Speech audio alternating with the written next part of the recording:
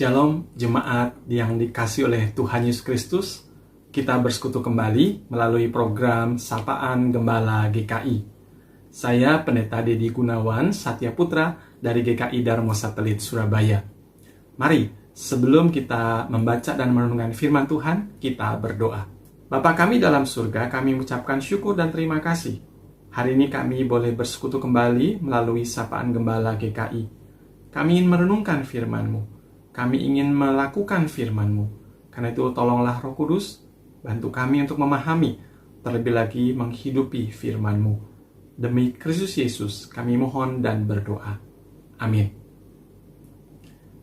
Bacaan Alkitab hari ini terambil dari Roma pasal 12 ayat 12 dengan tema Tuan Kesulitan. Roma 12 ayat 12 saya bacakan bagi kita semua. Bersukacitalah dalam pengharapan, sabarlah dalam kesesakan, dan bertekunlah dalam doa.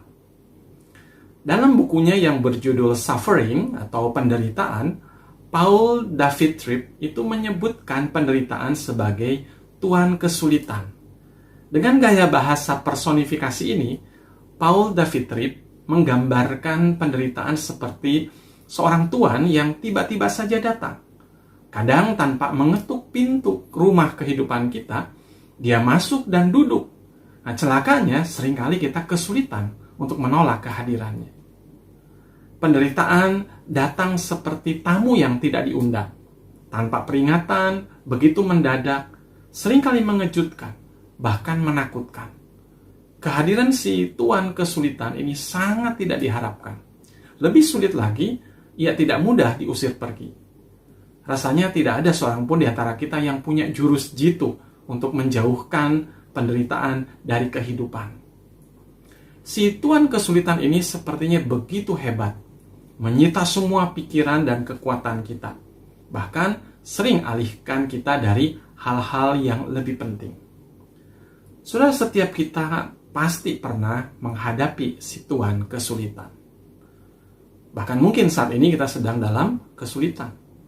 Namun kepada kita orang percaya, Alkitab justru memberikan kepada kita sebuah ajaran dan nasihat yang sangat penting. Khususnya dalam Roma 5 ayat 3 hingga yang kelima. Bahwa kehadiran si tuan kesulitan yang memang membuat hidup kita berat, tapi juga bisa membuat hidup kita alami berkat. Begini kata firman Tuhan di dalam Roma 5 ayat 3 hingga 5. Dan bukan hanya itu saja, kita malah bermegah juga dalam kesengsaraan kita, karena kita tahu bahwa kesengsaraan itu menimbulkan ketekunan, dan ketekunan menimbulkan tahan uji, dan tahan uji menimbulkan pengharapan, dan pengharapan tidak mengecewakan, karena kasih Allah telah dicurahkan di dalam hati kita oleh Roh Kudus yang telah dikaruniakan kepada kita. Karena itu di dalam ayat mas kita hari ini, meski singkat, tetapi kita mesti ingat. Karena ada 3 pesan yang sangat kuat. Pertama, bersukacitalah di dalam kepengharapan. Kedua, sabarlah di dalam kesesakan. Dan bertekunlah di dalam doa. Pesan pertama, bersukacitalah di dalam pengharapan. Saudara, kehadiran si tuan kesulitan memang tidak menyenangkan. Tapi bukan berarti kita tidak punya pengharapan. Kadangkala justru si tuan kesulitan ini membantu kita memahami hal-hal penting di dalam kehidupan kita. Seperti pandemi COVID-19 ini.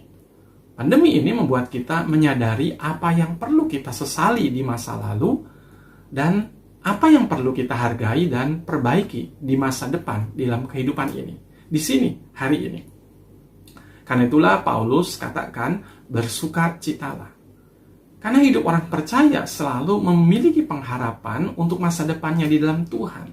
Tuhan yang bukan hanya mengampuni, tapi juga Tuhan yang mampu membaharui kehidupan kita. Tuhan kita bukan hanya Allah yang mengampuni masa lalu kita, tapi Dia juga adalah Allah yang membaharui masa depan kita. Karena itulah kita mempunyai pengharapan. Pesan yang kedua, bersabarlah di dalam kesesakan. Sabar di sini artinya bertahan di bawah beban. Paulus mengajak kita, khususnya di masa pandemi ini, menjadi seorang yang tabah, seorang yang tetap bekerja, karena ada waktunya kegelapan ini akan sirna. Entah saat kita masih hidup di dunia ini, atau satu hari nanti saat bertemu dengan Tuhan. Pesan yang ketiga, bertekunlah di dalam doa. Kenapa? Sebab doa bukan untuk mengingatkan Allah bahwa kita ada di dalam kesulitan. Doa justru mengingatkan dan menguatkan kita bahwa Allah ada menyertai kita dalam kesulitan. Saya ulang kalimat yang penting ini. Kenapa kita perlu berdoa dengan tekun? Karena doa bukan untuk mengingatkan Allah bahwa kita ada dalam kesulitan. Doa justru mengingatkan dan menguatkan kita bahwa Allah ada menyertai kita dalam kesulitan. Sudah justru di tengah kondisi terberat seperti inilah, kita bisa melihat kembali betapa besarnya kasih Bapa kepada kita anak-anaknya.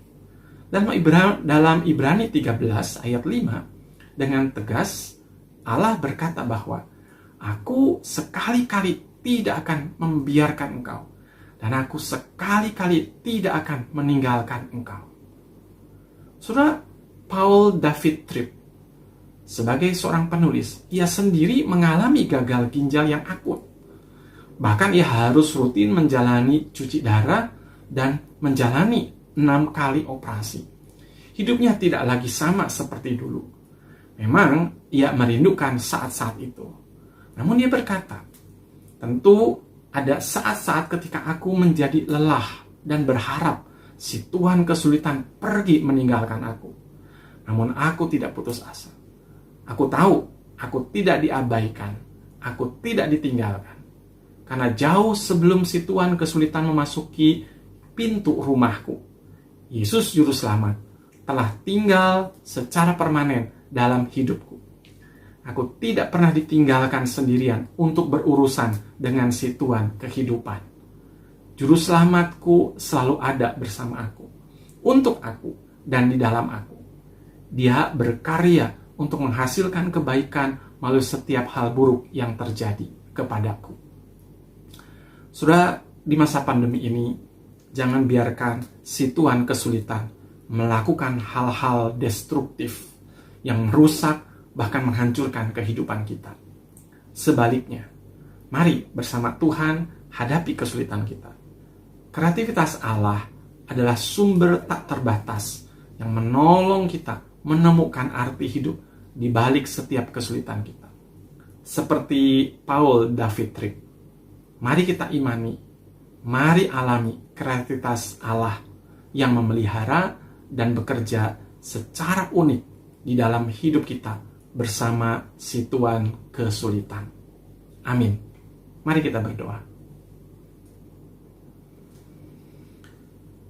Bapa dalam surga, terima kasih untuk kesempatan hari ini. Kami boleh bersekutu melalui sapaan Gembala GKI. Kiranya kami diingatkan dan dikuatkan selalu bahwa kami tidak pernah dibiarkan sendiri. Kasih-Mu selalu ada melingkupi dan melengkapi kehidupan kami, sehingga berguna bagi keluarga, bagi bangsa, dan sesama ciptaan Tuhan. Di masa pandemi ini, tolong kami untuk mengimani dan mengalami kreativitas Allah yang tetap memelihara dan terus bekerja secara unik dalam hidup kami bersama si Tuhan kesulitan. Di dalam Kristus Yesus, Tuhan yang mengatasi segala kesulitan, kami berdoa. Amin. Tuhan Yesus memberkati kita semua.